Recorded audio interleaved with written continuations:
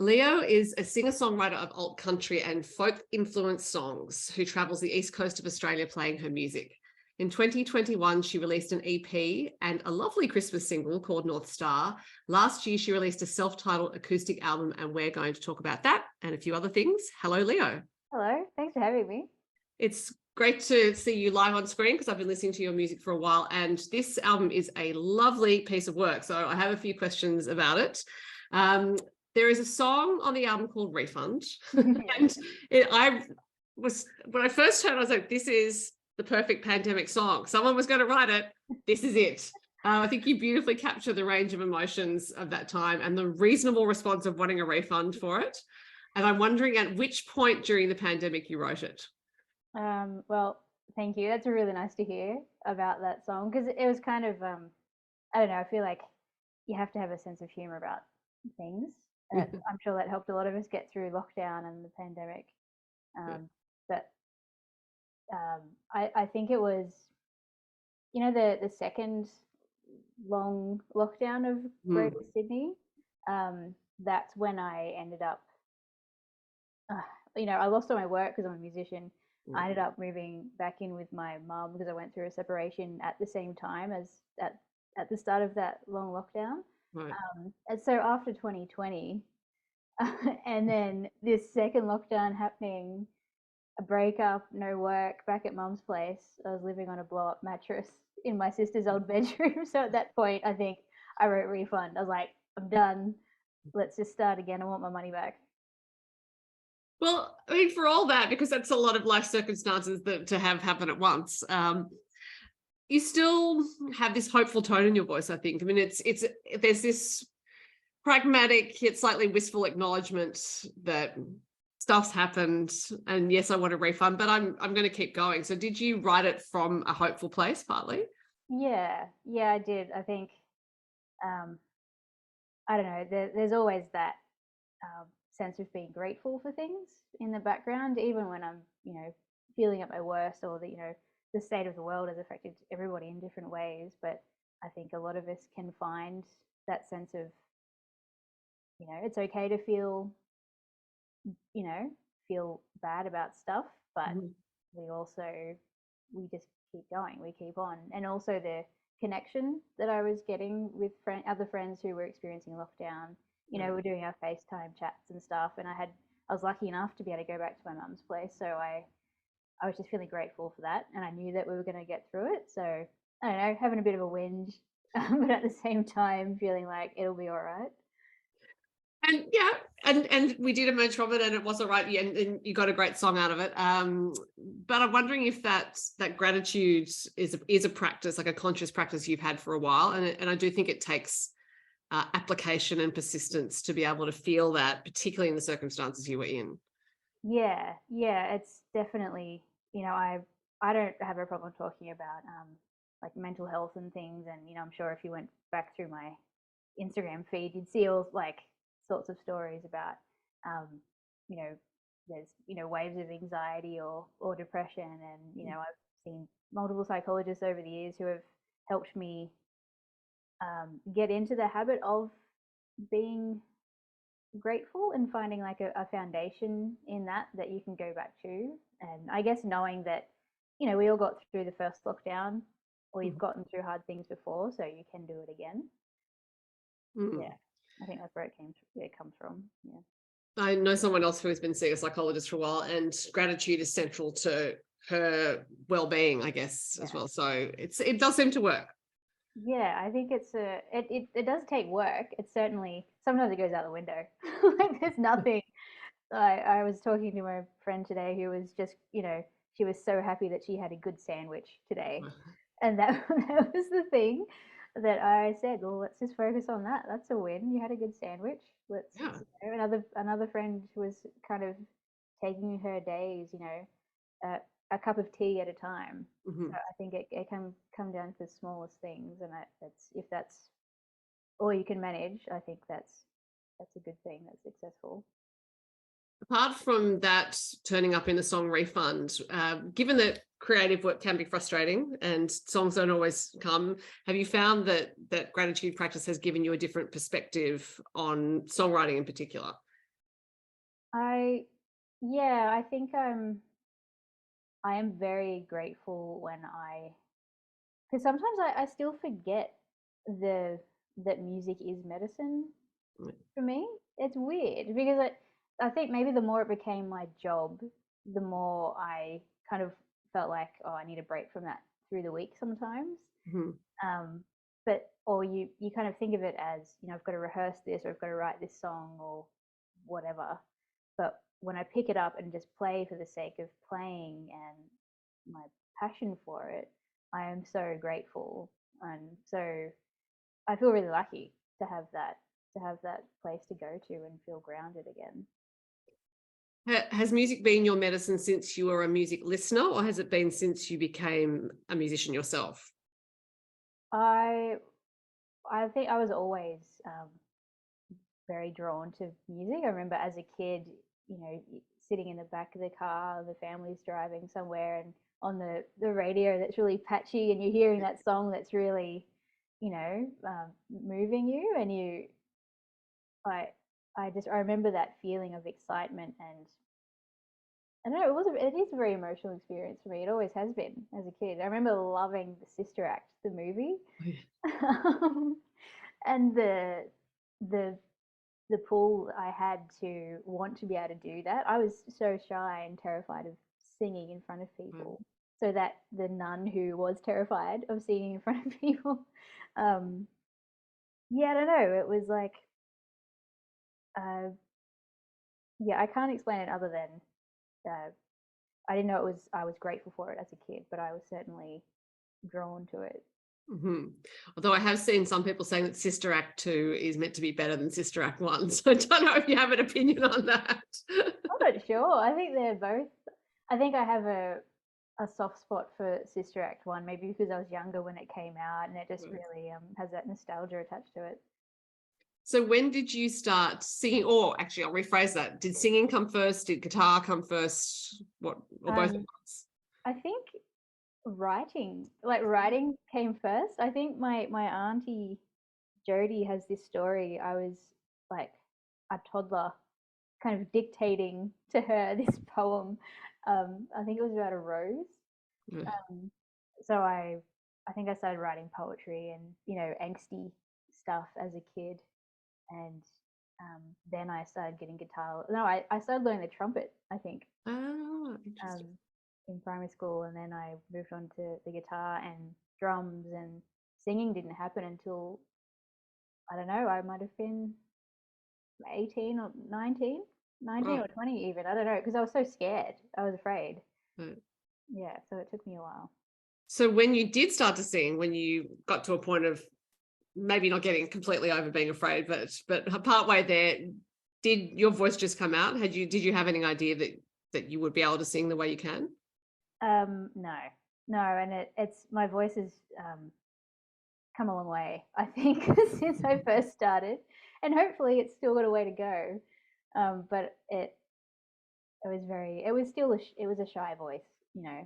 But I had a lovely singing teacher, a couple of lovely singing teachers who helped me learn, and I was in a duo at the time when I started singing, so there Mm. was that the comfort of sharing the stage with somebody else, and we actually started out the first thing I was singing in public was it was musical comedy.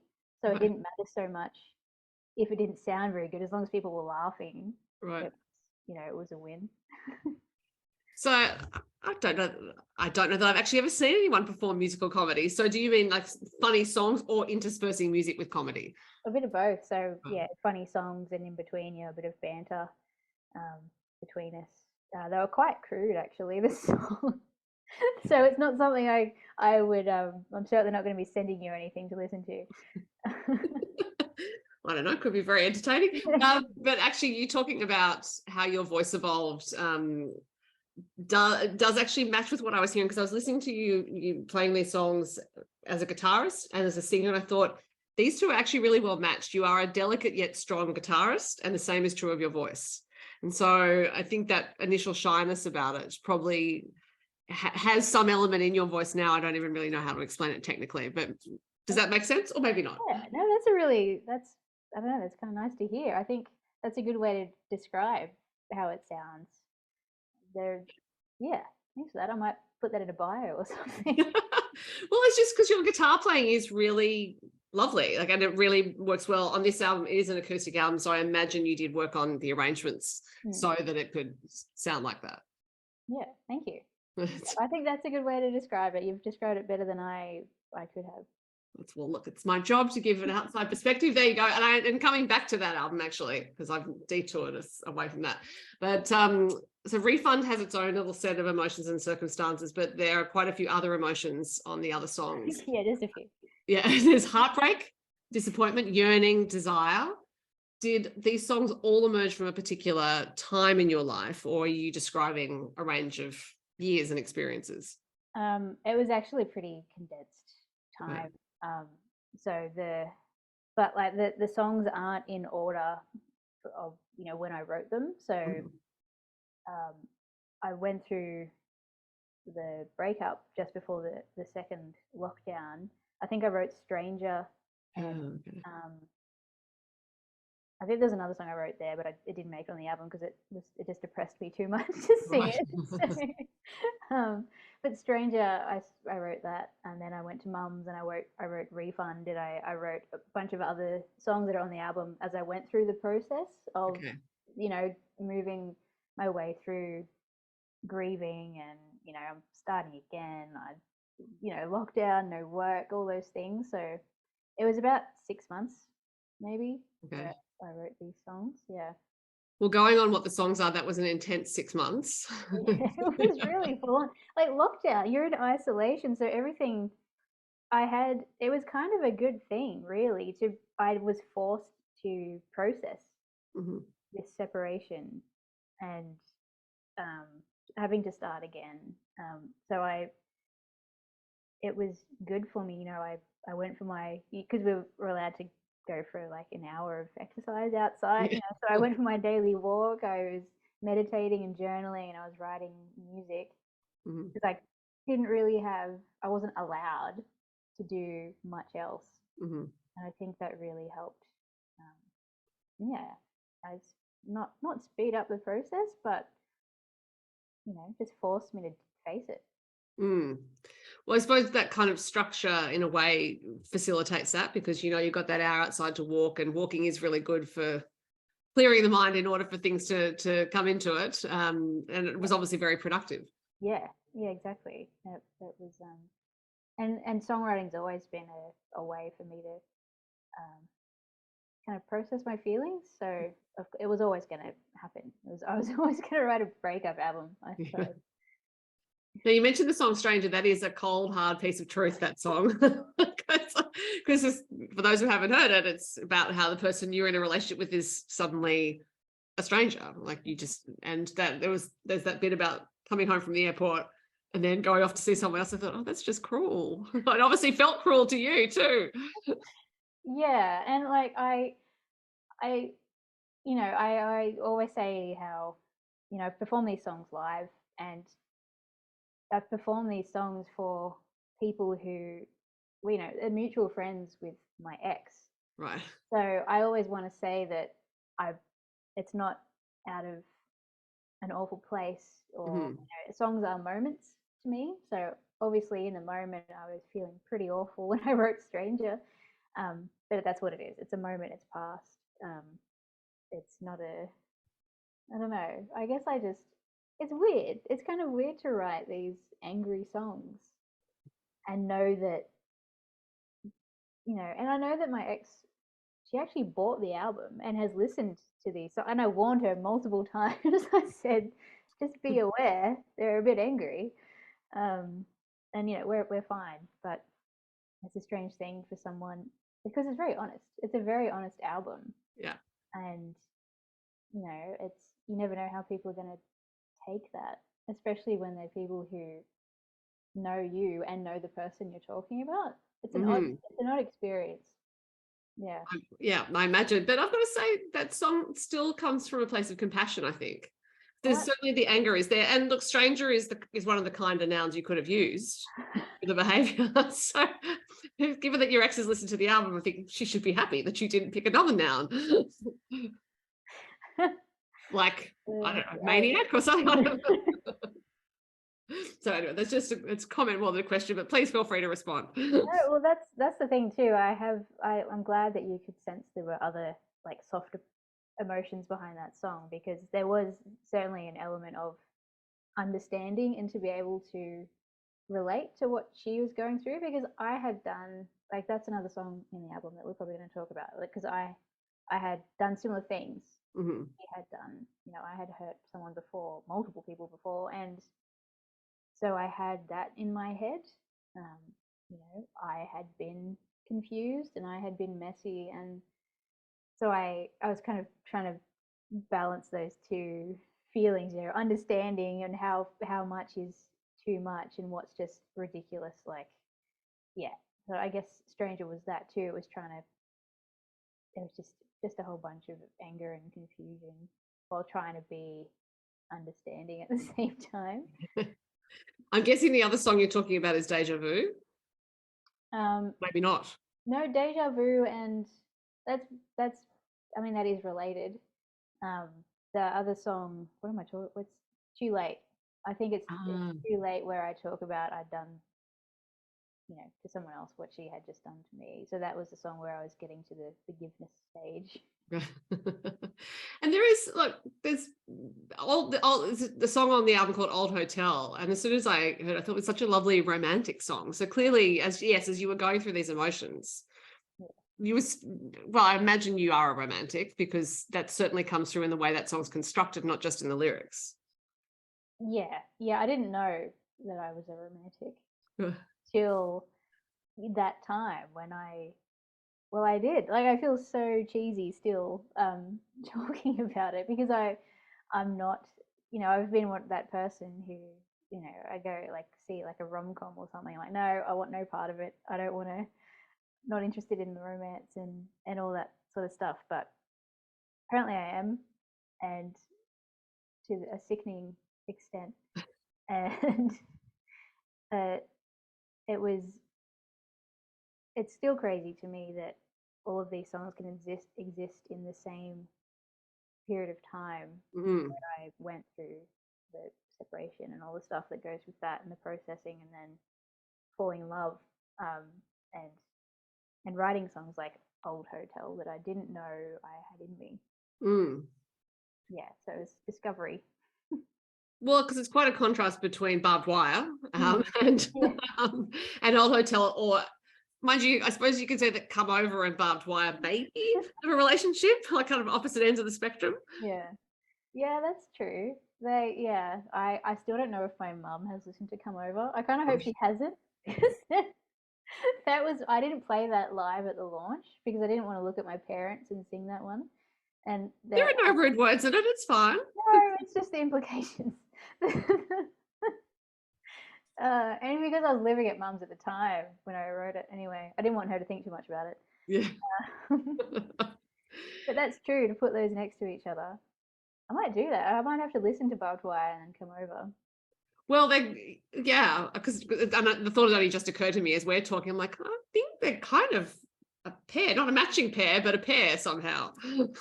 but, but in terms of being a romantic, because you do travel and play music, and that's a troubadour lifestyle, and I think there is capital R romance in that, like, as in the romance movement.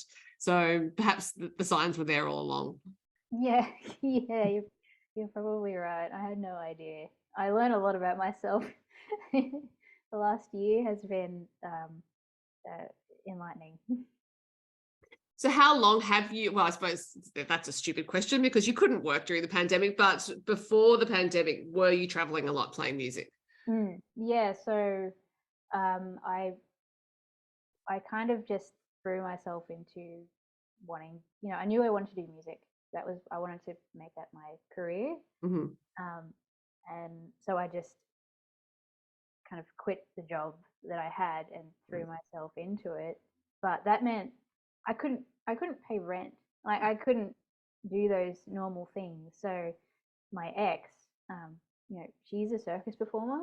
So the two of us were these performers, and she was wanting to kind of she was looking into like tiny houses and things. So we ended up converting a van, this huge Mercedes Sprinter, we converted into, we did the whole van life thing. Right. So we were traveling around for a couple of years, gig to gig, doing Right. that. And then the pandemic happened and we had to stay put. But I've since converted, my dad's helped me again to convert another smaller van so that I could continue after lockdown doing that. So once lockdowns had passed, how soon were you back on the road?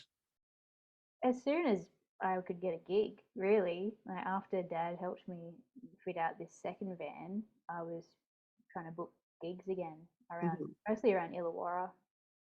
But since I've now in a relationship with someone who lives in Brisbane, so I've been in Brisbane now, kind of starting again with I had a pretty solid list of venues and contacts around the Illawarra, so Mhm. there's been another kind of step in the journey where I've had to start again in a different way. It's been Mhm. good, but it's just more, I'm just traveling in a different area in a different way. And because the admin of being an independent artist is a bit at odds with the creative process, I imagine it can feel like you're giving a lot of energy to that because you're trying to make all these contacts. Do you feel like it has an impact on your creativity? Or yes, you're nodding. I do. Yeah. I really do, and I I don't know. I don't want to whinge about it too much, but I think everybody who's an independent artist can relate. You can't. You're doing 4 or 5 different roles all at once, and Mhm. I definitely got burnt out. I got my after I launched my album at the start of this year, I just crashed, and I feel like I still haven't recovered. To be honest, I'm Right. trying to build up contacts here in Brisbane, and I've been gigging, not as much as I'd like to. Mhm. It's a slow. It takes time. Certainly a slow process. At least for me, it has been. Um, so I haven't felt very creative at all. I'm glad I got the album out, but after Mhm. that, I don't know. I don't know if other people experience that after a big push to get an album done, get the launch done, and then there's that kind of like, I don't know, you kind of deflate for a little while. I think that's a normal reaction. Like it's a big piece of work to get out. And even though you might be a songwriter who does like to write scraps of songs here and there, everyone has their own different rhythms as a part of it. And certainly the rhythm of admin is at odds with creative rhythms. It's like I'm a firm believer that the rhythm of housework is at odds with. It's not to say don't do housework, but creative practice, creative work is often a long arc unless your songs come out like that. You're going to have to spend a bit of time. And those little staccato tasks, Mm, sending emails and trying to yeah, make contacts, all of that, rhythmically, they don't gel. yeah, you're so right. So admin has been taking center stage since coming up here, trying to you're just hustling. That's what I've Yeah. been doing, is hustling, and so it does take away from the creativity. But I've been grateful to have a friend. We met on Twitter a couple of years ago. She's in San Francisco and she's a songwriter.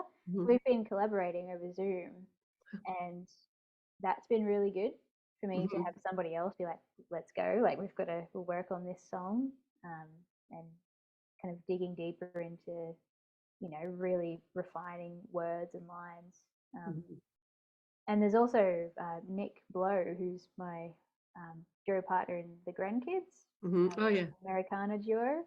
Um, and I really want to gig with him. I really want to write with him and stuff. But I've just been, hustling. I've been hustling and feeling burnt out. So it has definitely been getting in the way of the creativity and the actual music, which is a little bit frustrating.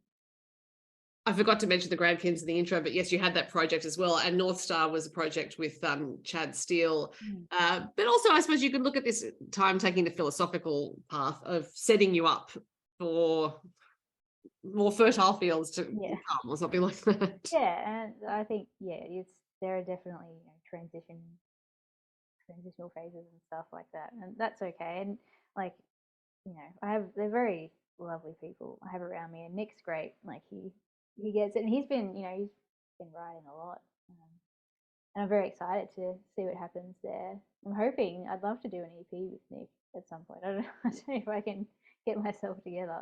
That would be really good. I'm sure you will. I also think there's a recovery process post-pandemic, particularly for musicians, because you did lose a lot of work. I mean, there were a lot of people like me. I have a day job. We could keep our jobs, and from that point of view, things are relatively unchanged. Musical artists really suffered, and there's still not a complete recovery in terms of venues and people coming to shows. I think it is getting a lot better now. I'm in Sydney, and I've detected that more and more people are coming out, but it's taken a while. Yeah, and there was that push too, like we had the first lockdown, we came out of that, so you I had this sense of starting again because gigs got cancelled, lockdown lifted, you're booking, you're filling out your calendar again, and then the second one happened, and it just happened like it was exhausting. Because now I've moved up to Queensland, it's a third time around, but in a self-imposed way. I really can't complain about it. I don't think it makes it any easier if it's self-imposed or imposed. Now, I did mention the Christmas song, and gee, it's such a lovely song. And it's, there are a lot of Christmas songs out there. I just felt you offered something different and lovely. So what motivated you to write it? I think Chad and I just wanted to collaborate, and he had the idea of, I'm a bit of a Grinch. Like when I've done interviews about it, and it's just me talking about how much I don't like Christmas. And it was Chad's idea to do a Christmas song, so that we had a deadline for ourselves pretty much. And but I'm so glad he suggested it, and I really like the song. It's so sweet. It's just so, I don't know, it's pretty different from obviously the acoustic album that I just released. But we just went back and forth. Like I don't know if we were in lockdown. We might have been, but it was all online, just swapping lyrics and sending chord progressions and just building on it, and then sending it to the producer James. I'm really sorry, I can't remember his name. James Lawrence, possibly. He was great, and it just really worked out. It was really nice. I think we joked about writing an Easter song. I have no idea what that would be about, but I would like to work with Chad again, because it was just something different, and I like what we came up with. Well, it sounds like you have a few projects simmering. You've got writing with someone who you met on Twitter, and thank goodness something good came out of Twitter, and the grandkids and this. So I have every confidence that this will bubble along for you very nicely and reach boiling point, just to continue my metaphor. If people do want to see you play live, will you put your shows on social media, or do you have a website?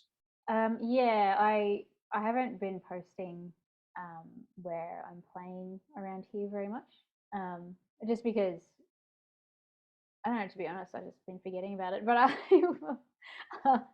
I will be posting where I'm playing, and when I do original shows, definitely. At the moment, just trying to do covers gigs to pay the bills.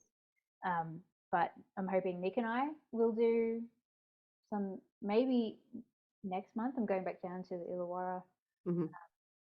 If we do any shows, we'll certainly post about that. So that'll be maybe Wollongong, Sydney based. But yes, my Instagram and Facebook are probably the best places to see what I'm up to. Fantastic. Well, people should keep an eye out for that. The time has flown, Leo. You probably need to get on with your evening and have other things to do. It has been lovely to talk to you and find out about your music. That self-titled album. I had an EP before. The self-titled album I'll put a link to for people in case they'd like to buy it, because they can buy it direct from you. Supporting the artist is the way to go. And thank you very much for your time. Thanks so much for having me. I've really loved talking to you. Thanks.